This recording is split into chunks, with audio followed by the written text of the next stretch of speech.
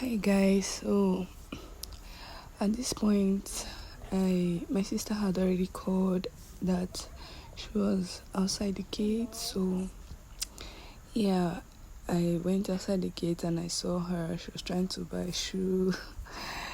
Yeah, see who is in Benin. So she came, and funny enough, my daughter just welcomed her. Like, she allowed her to carry her. That's very rare. Like, she's very selective of who touches her. So we were so surprised that, wow, she just opened her arms and allowed her to carry her.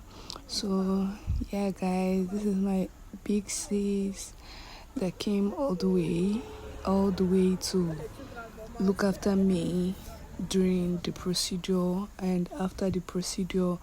Before going back, she had to leave her business and all of that, so she was like, she don't have any footwear and she would like to get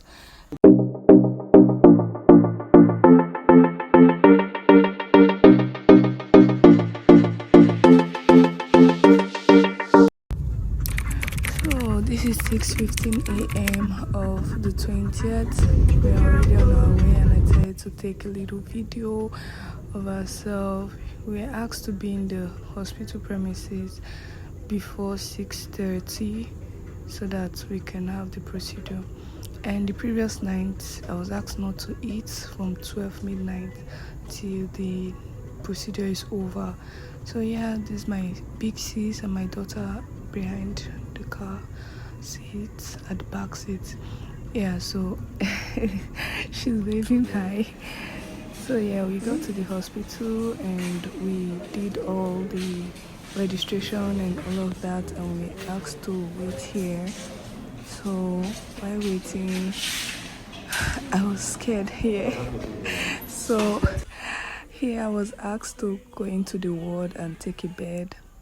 So I was lying down, still in my dress, in my clothes. I was scared.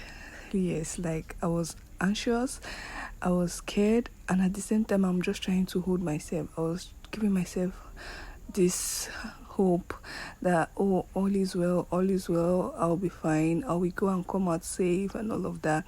So I was just trying to smile and just look for ways to make sure I don't show it out, especially to my sister, that I'm anxious.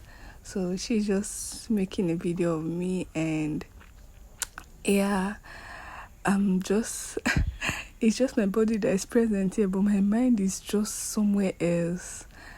Like, these smiles are just fake though.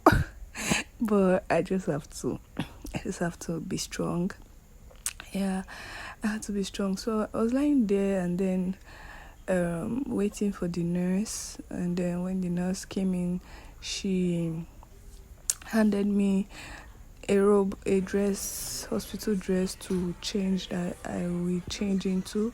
So here I've changed into it, and I asked my sister to help me tie the back of the clothes. So yeah, here she is helping me to tie it behind. Yeah, all this time, say I ever had to lose them or when I got to the theater, because the doctors were like, they would like to see my chest, like they would want to assess my chest. Yeah, so that they can connect the whatever the machine and whatever they use to connect for vital signs check and all of that. So this dress was not actually given, but it's a hospital. I just have to like wear it anyhow. And they also gave me a wrapper, like a blue wrapper, something to tie. So I had to tie that one in and wore this one above, on top of it. So yeah, I'm all dressed and I'm still shining, I'm still pinging, see my lips now, waiting for the doctors to call on me. Yeah, so this was like the last video I took of myself before entering the theater. So I was just making this video and I was still thinking, like, what could it be? look at my tonsils. You see how enlarged they are. Yeah, especially the right one. Yeah, so I'm still feeling myself, as a fine girl that I am now. So yeah, I was just giving myself, like, trying to lift up my spirits while waiting for the doctor, rather while waiting for my turn. So yeah, that's my big sis. She really tried for me. Like, I really appreciate her. Yeah, so we got talking and all of that. I then noticed that the dress had some tear at the neck, and I was like, ew, what the heck, what's this? Yeah, so I was like, oh, a hospital as big as this should have done better. Like, it's not just giving, it's not representing their standard, because the hospital was looking actually on a very high standard, and then their robe was just in a mess. So yeah, I think they should work on it. Yeah, I didn't have the time to drop a suggestion in their suggestion box. I would have done that. So yeah, I was still lamenting. My sister was like, what's the business with the dress? Yours is just to put it on and they'll do whatever they have to do on you, and that's all. Are you wearing the clothes to a party and all of that? So I was like, well, I just have to say it. So yeah, I was still feeling myself, See, imagine somebody that came for a tonsillectomy and she still have lip gloss on, still looking pretty, feeling pretty and all of that. So yeah, this was like few seconds to when I got into it. A few moments later. Yeah, I'm out from the theater. So this is the anesthesia effect. I was really blabbing and talking, and my sister had to make a video of me. Guys, this experience is, I call it a near-death experience. Yeah, because at some point I saw myself after the anesthesia. Okay, how it happened. I went into the theater and I was asked to loosen the inner wrapper I tied. So after getting it out, they asked me to pull out my bra. I removed my bra and I was asked to lie down. So while I was lying down, they tried getting my vein to set a line. So after so much trial, they tried they attempted 5 times, punching and putting needles all over my body, all over my arm, looking for vein. I later showed them one at my elbow, like the occipital fossa. So they later got a prominent vein. So they continued. They put some infusion and it was going, and then all of a sudden the anesthetist came over at my head place, and then he put something like an ampoule bag that is supposed to be used for oxygen, manual delivery of oxygen. So he just placed it there, covering my nose, and like I couldn't breathe fresh air. I was like looking at him like, are you sure you know what you're doing? And then I didn't say anything though. I was just being patient and just looking around. Like, my mind was blank at that point, So all of a sudden he asked his fellow anesthetist to give him the prepared anesthesia. So when they gave him, he just put it through the cannula, and within 5 seconds I was gone. Like, guys, I felt like I was gone. I was so out of this world. So my experience, I at some point I was thinking, oh, they've not started, or maybe I'm just keeping myself ready. So all of a sudden, in my brain or in my mind, I was just seeing myself spinning and like in a hollow, in a well kind of place, with the walls of the well having different colors, like balloon, different colors of balloon, like rainbow colors. And all of a sudden I started seeing different ropes color, like all those animations where they show veins and arteries and capillaries. Yeah, so I saw myself dwindling through the veins and capillaries and all of that. So, and it got to my brain and a bit to my mind, and I was like, God, what is happening? What is happening? So at some point, I felt like I was going down, down, down, down, and down. So I was so feeling like I'm going. So I just thought of it. I said, God, I need you to bring me back. I have to be strong. I have to be safe for my daughter. I have to come back to take care of her. I have to, I started praying. And then before I know it, I started hearing the voices of the people in the theater, the doctors, the anesthetists, and every other person. I was hearing the instruments, the sound of the instruments. I was hearing the beeping of the monitor for vital signs. And then all of a sudden, I could see lights in my eyes, and that was it. When I got up, they removed every other thing that was connected to my body except the cannula. So when the cannula was,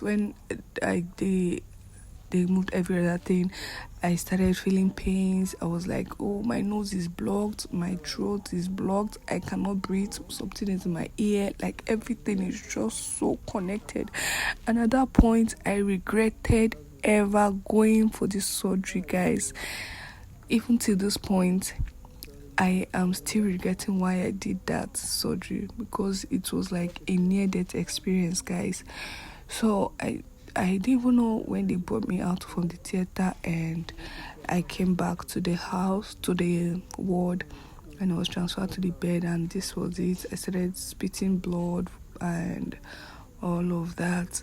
So yeah, I was doing all of this, and then they had to give me something to make me fall asleep. And here I was trying to sleep, and I was requesting to see my daughter, to touch my daughter, to touch my husband. I was asking my sister, oh, how are you, and all that. So yeah, so that was it. At this point, I was already sleeping. So they had to give me this sleeping drug to make me sleep and relax, because I was so restless and I couldn't just control myself. Yeah, so I was still spitting out, though at this point it was getting clearer without blood, and I was weak, tired, and everything. So that was it all. I slept, and after some minutes, I don't think I slept up to an hour, just some minutes. Yeah, after some minutes, so I slept off, and at some point, I was catching cold. So I beckoned on my sister to cover me, that I was cold, and that's what she was doing right here. She tried to cover me and switch off the fan. So I was so weak, I couldn't move. I was just down and trying to sleep, though I was still bringing out some saliva and secretion from my mouth. Yeah, I even got scared of myself. My sister was happy that the secretions were getting clearer and clearer, and that was how she continuously was just cleaning it up and ensuring that I was comfortable, and discarding every used toilet paper, every used anything I've used that rather is stained or whatsoever. So she said asking me, how are you? Can you hear me? Are you okay? And all of that, just to make sure I was responsive. So yeah, at this point I was sleeping and she was still trying to cover me. So I was feeling something was in my ear and she said nothing was in my ear. You know, the ear, the nose and the throat, they are all connected. So anything that affects any of these three will affect the other two. So that is why I was feeling as if my nose was blocked and all that. A few inches later.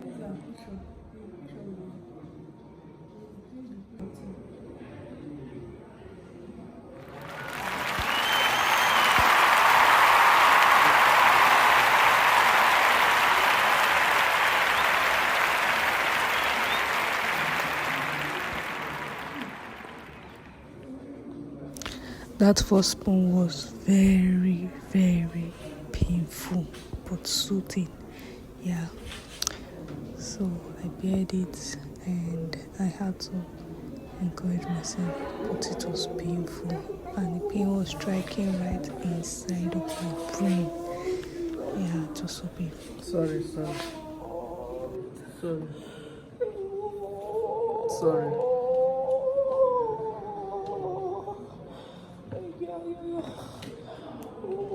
You swallow with power.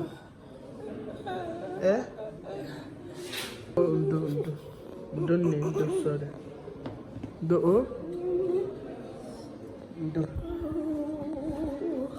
sorry. Sorry.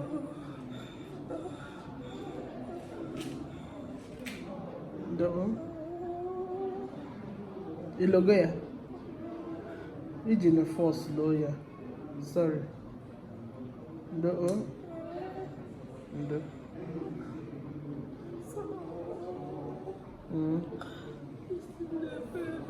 Sorry.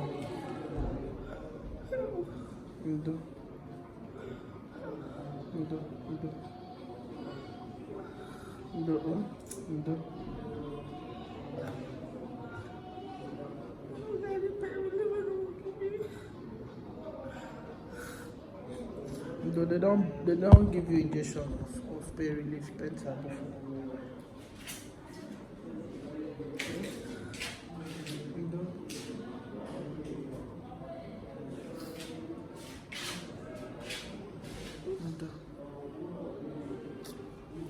Don't know.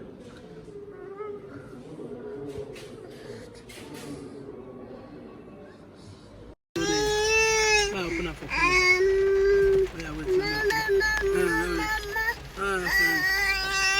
wait now, calm down. Hey, whoa. Is this a Holy Ghost falling? Take. Take.